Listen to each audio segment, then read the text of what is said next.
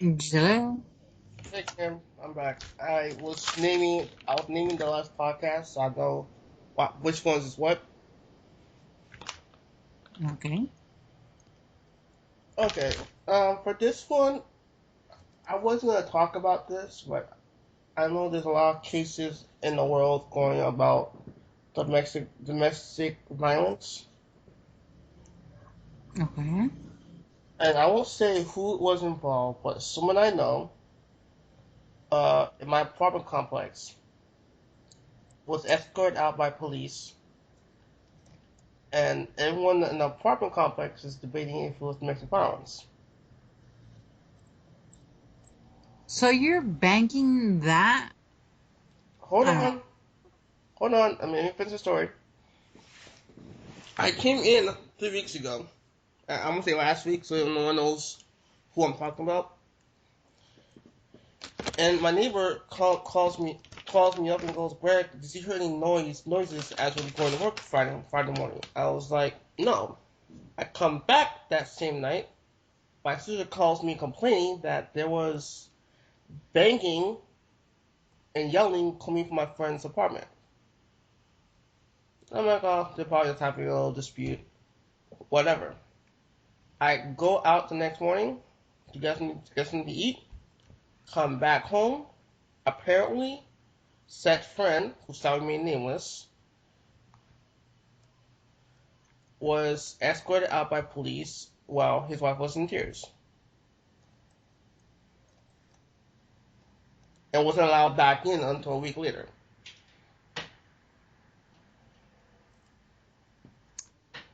And but a lot of my friends nowadays are also telling me that, oh, marriage is overrated and women are working now, so it's kind of hard to find a good wife nowadays. Blah blah blah blah blah. This.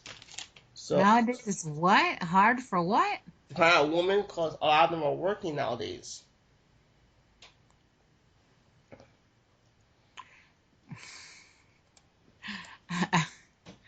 I wanna laugh. It's hard to find a woman because nowadays they're working. So what? We're supposed to sit our butt at home waiting for a man? No, I think that what they're saying, and this is sounding nameless, that they're saying that finding a good old fashioned housewife is hard, not unless you're going overseas and find like a mail order bride. Well, okay. This is interesting, and this is gonna take a little bit over 14 minutes. Greg, back in the days or overseas, um, women wait. Women are usually maintained or looked after by their man. Same goes for the United States.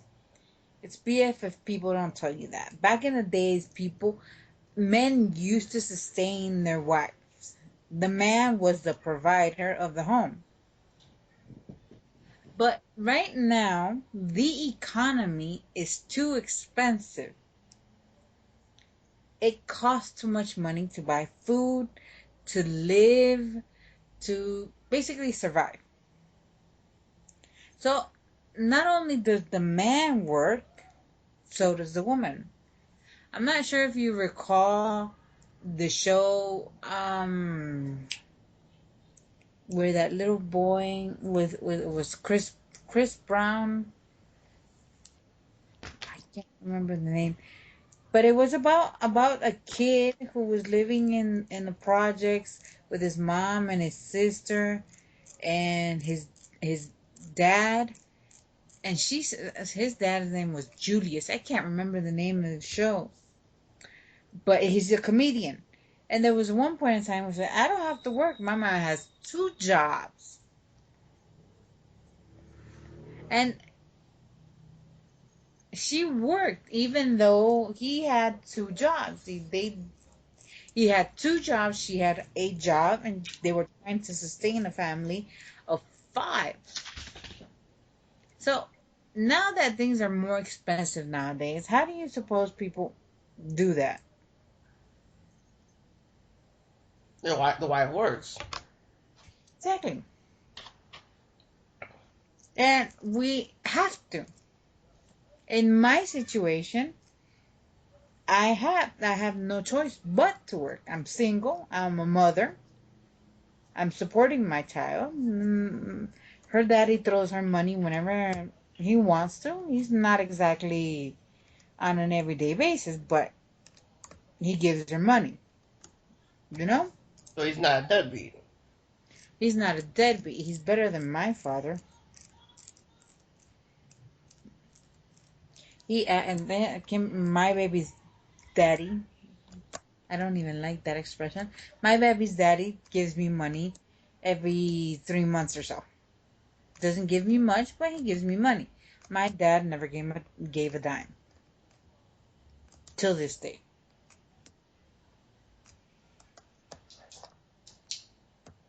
Oh, before I forget, this podcast is being brought to you by Miami Motors in Broward County. Thank you very much.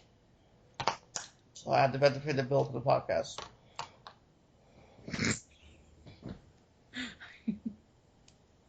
Okay, if you say so. 'Cause I was actually talking to my neighbor downstairs, and she was telling me that how, in her own words, that she felt that American people are quote unquote lazy in a sense.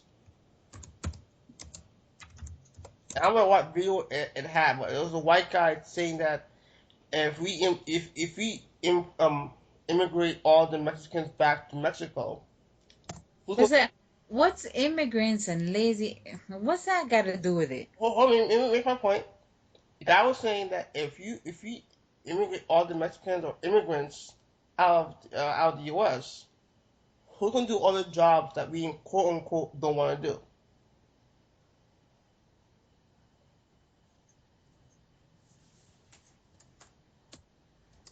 Yeah, you'll never have another strawberry. Bingo. Yeah. What was it that I saw the other day that they were packing and I found this? Oh, lettuce. Was it you who posted that on Facebook? I think I did actually. Something about they were in the field picking lettuce. So there's a guy in the front picking the lettuce, and there's a guy behind them putting them in bags, sweating their asses off in the field. I'm See, pretty sure that's see, not the only thing they pick. Kim, I'm not gonna lie to you. I have a whole lot of respect for the Latino community. Well, I say a whole lot. I say more respect than the quote unquote American community because I think Latino and Latina community work a whole lot harder than Americans, hands down. So then, why does everybody else in the U.S. want them out? Because apparently, from what Americans are saying or Trump supporters are saying, is that they're taking our jobs. They're taking the jobs you don't want to do. I'm pretty sure Donald Trump is gonna go pick strawberries for you. I'm pretty sure if they take all of them out of the U.S., who's gonna want to build houses and buildings in the U.S.? Like what? 1% of America? Who's gonna be doing landscape in Florida? Huh? Good luck with that. You know how much more expensive things would be? A whole lot more expensive. Are you kidding me?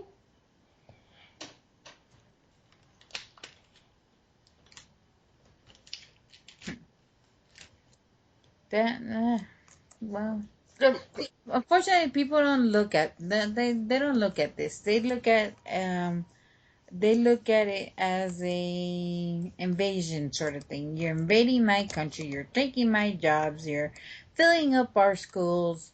You're doing this and you're doing that. But nobody, while you're sitting there eating your apple and your fruit salad, who picked that for you?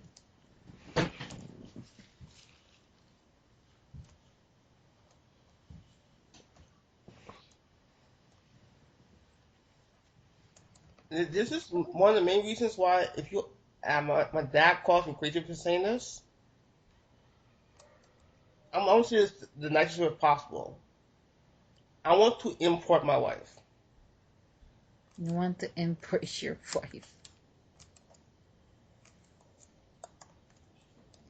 Or hear me out, because I mean, like, don't get me wrong. I mean, there's some nice Americans in the U.S.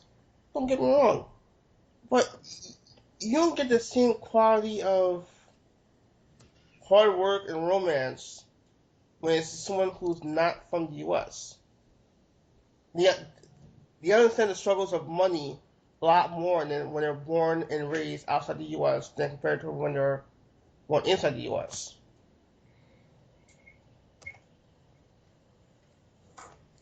Well, no, okay. I I think I beg to differ on that. Depends on the woman, and depends on how she was raised. There's a big difference, Greg, in the world. You can find. I can't say that you can't find the woman that. But right now in the U.S., the woman is extremely liberated.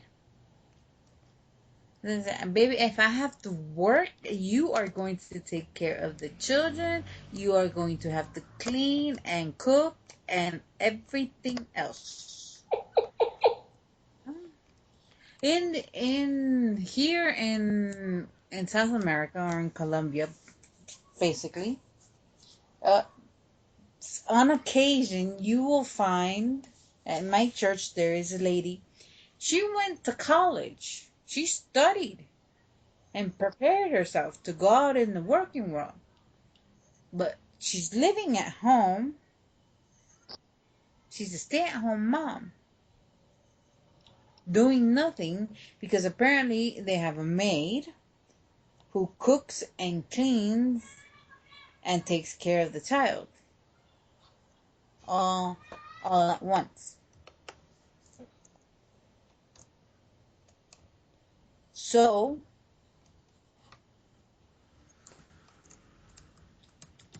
that's how it used to be. But nowadays you have to have well, even that when you have a two house income, you can even struggle with that. uh, because you're trying to get ahead and the going out and the children and then again the going out and all that other stuff, and that costs money. It's expensive to go out to the movie, and it's expensive uh, to go out in general anywhere.